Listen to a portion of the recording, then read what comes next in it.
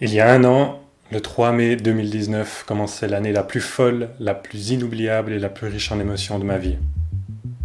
Aujourd'hui, le 3 mai 2020, 366 jours après le 3 mai 2019, je pense que c'est le bon moment pour jeter un coup d'œil en arrière et se remémorer tous ces bons moments. Tout a commencé le 3 mai 2019 à 15h, le mariage civil.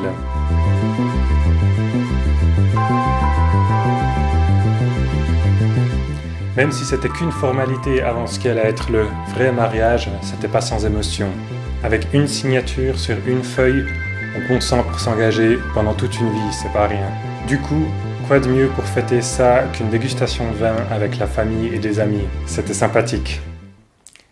La gueule de bois du lendemain, par contre, elle était pas trop sympathique. Mais bon, on a quand même réussi à se déguiser en 99 Luftballon.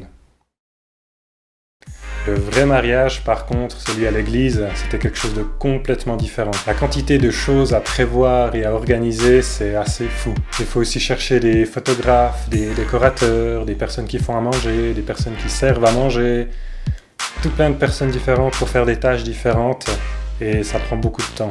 Tout doit être minutieusement préparé pour les mariés et pour les invités aussi, afin que tout le monde passe une belle journée. Le matin, après s'être habillé, on allait faire des photos un peu dans la nature. C'était bien, mais on a commencé à choper des crampes dans les joues à force de sourire.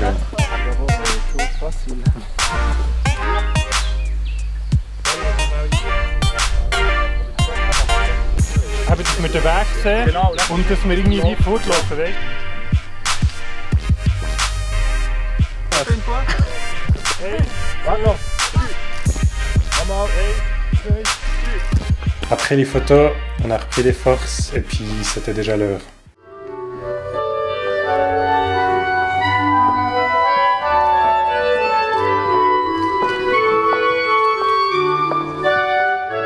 Ce moment-là, d'entrer dans l'église et puis de voir tout le monde se lever pour nous, c'était assez fou.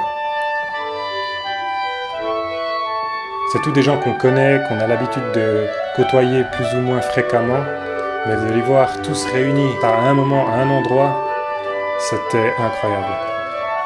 Après la cérémonie, on a fait des photos et un lâcher de ballon.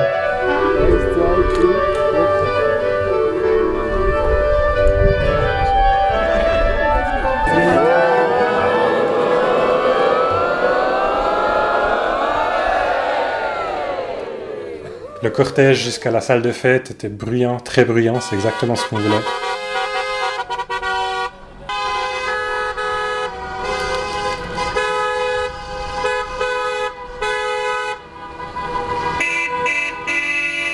Et finalement, on a passé une merveilleuse journée et une super soirée.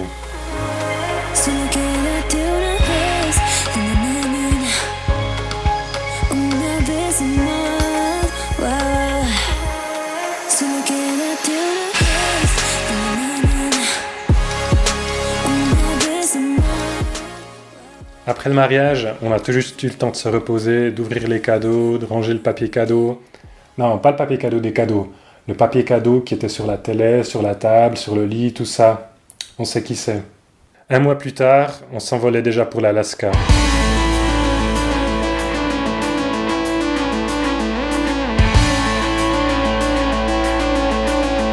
Après une escale à Vancouver, on est arrivé à Whitehorse, dans le Yukon au nord du Canada. On est arrivé à 2h du matin, heure locale, après 27 heures de voyage. On allait se coucher, ensuite on allait prendre le camping-car, et après une journée de voyage, on arrivait déjà en Alaska.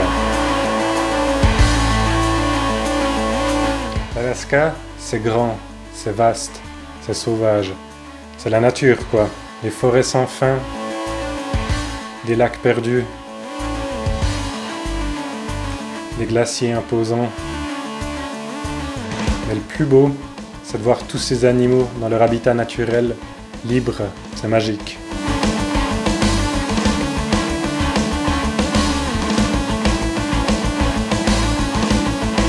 Malheureusement, à cause de la canicule, on a vu pas mal de feux de forêt.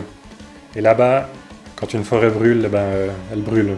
Du coup, pas mal de choses qu'on n'a pas pu voir à cause de la fumée, mais même, c'était magnifique. Et puis un jour, notre vie a changé. On s'est arrêté sur une place au bord de la route pour en avoir le cœur net. Et là, c'était sûr, 100%, il n'y avait pas de faille. C'est là qu'on a appris qu'on allait être parents dans moins de 9 mois. Le reste de la journée a été rempli de questions comme « Mais comment on va faire ? Et tu préfères un garçon ou une fille ?» Mais ce qui dominait, c'était ce sourire incrédule qui ne nous a pas lâchés de toute la journée. Après le voyage, on a eu le temps de se poser un peu et de profiter de l'été ici. On a fait plein de choses, mais toujours avec l'arrière-pensée qu'on vivait nos derniers moments à deux. Le 3 octobre, j'ai fêté mes 25 ans. Le jour d'après, j'ai reçu mon diplôme de bachelor. Ça faisait plusieurs mois qu'il était acquis, mais de le recevoir enfin, c'était très gratifiant. Et puis un jour, ça a commencé à grandir. C'était pas le repas du soir d'avant, non, c'était le bébé. Certains jours, on avait l'impression qu'il grandissait à vue d'œil. Il a donc fallu se préparer à la venue du bébé. On est allé acheter une chambre de bébé. On est allé acheter une voiture plus grande pour pouvoir mettre la chambre de bébé dedans. On a acheté tout plein d'ustensiles, d'accessoires, d'habits. De nouveau une sacrée organisation finalement. Au fil des jours, tout devenait plus concret. La chambre prenait forme, les piles d'habits grandissaient et, le plus important, le ventre grossissait. Plus tard, le cours de préparation à la naissance a rendu le tout encore plus vrai. C'est là qu'on a vraiment commencé à réaliser de quoi il s'agissait et ce qui nous attendait. Et tout à coup, un jour, c'est arrivé. Non, pas le bébé. C'est le chat qui s'est fait mal. Il s'est ouvert la patte, une blessure très grave. On a dû aller chez le vétérinaire, faire recoudre, faire un plâtre. Pendant 1 mois, on a fait des allers-retours chez le vétérinaire pour changer le plâtre, pour changer le pansement. On a dû surveiller le chat 24 heures sur 24. Ça a été assez éprouvant, mais au final, quoi de mieux que ça pour nous préparer à la venue de notre bébé. Une fois que le chat allait mieux, j'ai proposé à un ami d'aller skier le lendemain et je lui ai dit pour profiter avant que le bébé arrive. Ce que je savais pas, c'est que 24 heures après, les contractions ont commencé. Et comme d'habitude, ça arrive toujours pendant la nuit pour que ce soit un peu plus intéressant. Et voilà, quelques heures après, Yann est né. C'est magique de voir un être comme ça, petit, fragile, innocent, le voir grandir et évoluer chaque jour. Mais pour moi, le plus impressionnant, c'est de se dire qu'une fois il sera grand, fort, indépendant, et que finalement c'est lui qui s'occupera de nous. Après le premier bain, a suivi le premier sourire, la première nuit tout seul, et plein d'autres premières fois. Bien sûr qu'il y a des moments difficiles aussi quand il pleure ou quand il a mal au ventre, mais tout ça, on l'oublie dès qu'il nous regarde et qu'il sourit. Ce qui nous amène à aujourd'hui, le 3 mai. Mais tu veux pas parler du coronavirus ? Ah ouais, ok. Effectivement, les mois de mars et avril ont été différents cette année. Dans un certain sens, c'était le parfait scénario pour alimenter l'aspect mémorable de ces 366 derniers jours. Bien qu'on n'ait pas pu voir la famille et les amis, le fait de devoir rester à la maison nous a permis de pleinement profiter de Yann, de le voir grandir, de le voir évoluer, tout ça à notre rythme et à son rythme aussi. Voilà, cette fois on y est au 3 mai 2020, aujourd'hui. Il s'est passé tellement de choses durant ces derniers 366 jours. Il y a tout eu. Des mariages, des voyages, des décès, des grossesses, des naissances, des anniversaires et plein d'autres choses encore. Aujourd'hui, le 3 mai 2020, une nouvelle année commence et qui sait, peut-être qu'elle sera encore plus folle que l'année précédente.